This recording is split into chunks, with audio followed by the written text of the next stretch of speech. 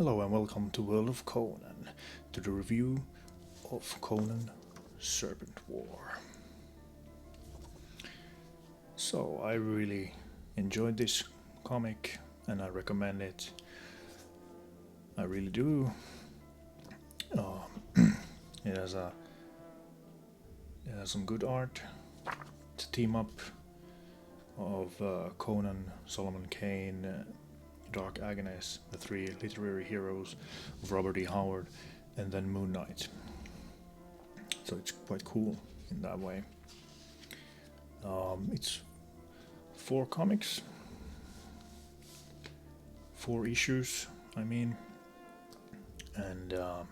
short story, but it sets up a sequel called Conan Serpent Crown. And I really enjoyed this. First, when I read it, I was kind of underwhelmed. Felt a bit that it went too fast. Didn't get much context. The villain felt a bit underwhelming. And but then I read it a second time and took my time with it more and just like let it breathe the story. Didn't read it as fast. I took in the panels and I really enjoyed this. And like I said, the art was great. Starts up in Texas, 1936. If you're a Robert E. Howard fan, you know what that means. Gives it a nice, mysterious and foreboding feeling. And it's narrated by James Allison. Narrates this whole story. And that's cool because the writer Jim Zub has taken Robert E. Howard's Valley of the Worm and made it the frame for this story, which I thought was really cool actually. So this is kind of a sequel to that story in a way, and I highly recommend to read Valley of the Worm. A really good short story by Robert E. Howard, and get the comic adaptation from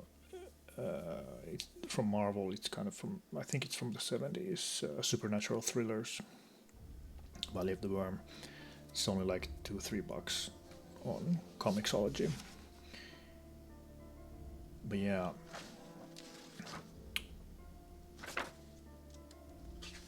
So James Allison gathers or gets message to all these 4 heroes across time.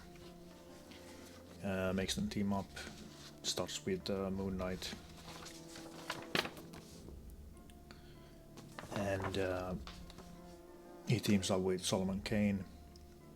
And Conan teams up with Dark Agnes. He sets them on a quest to fight Set, the serpent god of the Hyborian age. And Set is a classic villain in many Conan stories, so that's cool. And he's threatening the existence, but there's something else as well going on. Without spoiling the story, it's quite good. But yeah, I recommend to get this. This is a good one. Few cons I had was it felt like Conan took a little bit of backseat in this story actually, even though he is featured in this. Obviously, because it's Conan, under the title Conan, Serpent War. But what I meant was I felt like he was a little underused.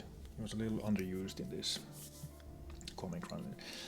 It felt like more of a Moon Knight, Solomon Kane comic with Conan and Agnes tagging along. That was just kind of how it felt to me a bit. But I guess that's, I don't know, maybe that just comes along with juggling 4 characters. But still, I kind of felt it would have been better to have Conan as it is comic in kind of the forefront of this. Start with him and so forth. But anyway, I digress. But yeah.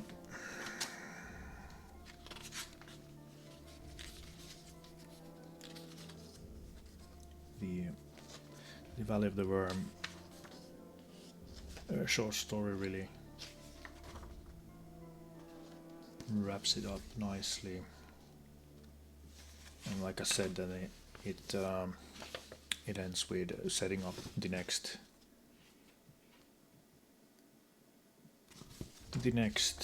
story, Conan Serpent Crown, which I'm definitely want to read. Alright, another thing that I didn't know was in this, and which will be a surprise to many I think, is you get 2 stories here in this comic run. You get the main story, but you get also another short story written here, and which I thought was really cool, and it was a good story. It's a Tale of Solomon Kane in 4 parts. The Gate of Garm. So it's a Solomon Kane pastiche, and I enjoyed it. It was a nice story, atmospheric. Took place in England, about a devil hound, hellhound, stalking a village, killing people. So yeah, it was a good pastiche story.